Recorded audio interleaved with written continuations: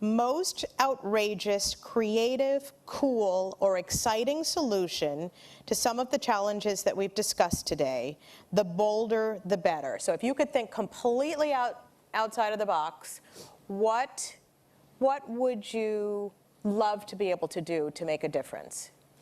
It's a tough question, I know. But if you could do anything, if you had unlimited resources or you had a really neat tool that you could tap into, what would it be? Unlimited resources. Okay, that's probably not fair since we're talking about limited resources. Okay, maybe not totally unlimited resources, but something that if you had a chance, you think like this would make a huge difference for either you or your community or for the planet. Yeah.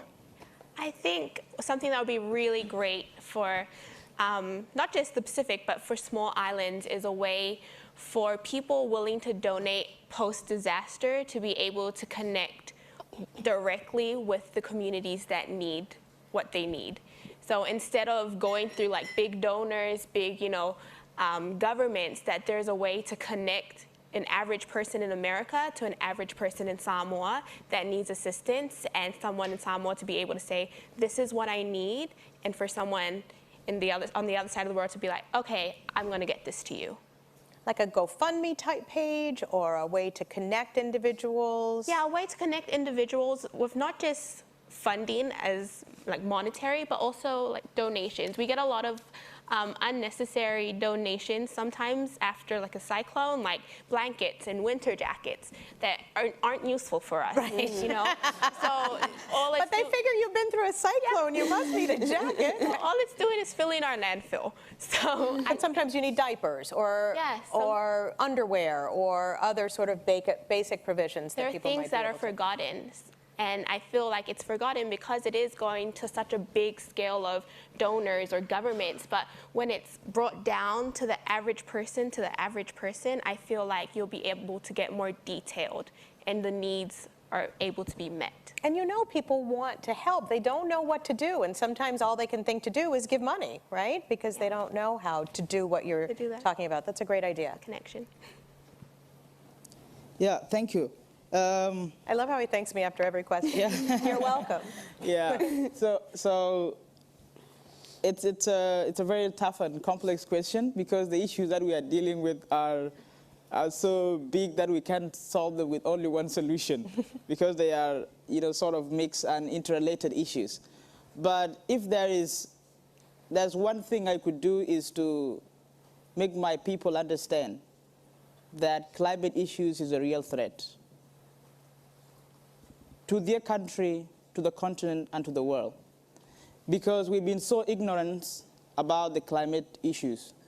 The government even, doesn't know, they don't care, like I've said earlier, about the threat of climate. They keep burning bushes every day, thinking that they're scaring away the rebels. Because there are a lot of 14 different armed groups in the country, so they keep burning, bushes every day. The rebel on the same side keep cutting down the trees, the bamboo trees, and sell them on the neighboring countries for resources. And there is no management because people don't know about the real threat of climate. We majorly depend on, on climate-sensitive sectors, like I've said earlier. And one of the things that we also face is because our country, the biggest resource in the country is the oil. So you realize that with the ignorance of the climate issues, even now that they spill out of the oil mixed with the water, and people drink the water and people die.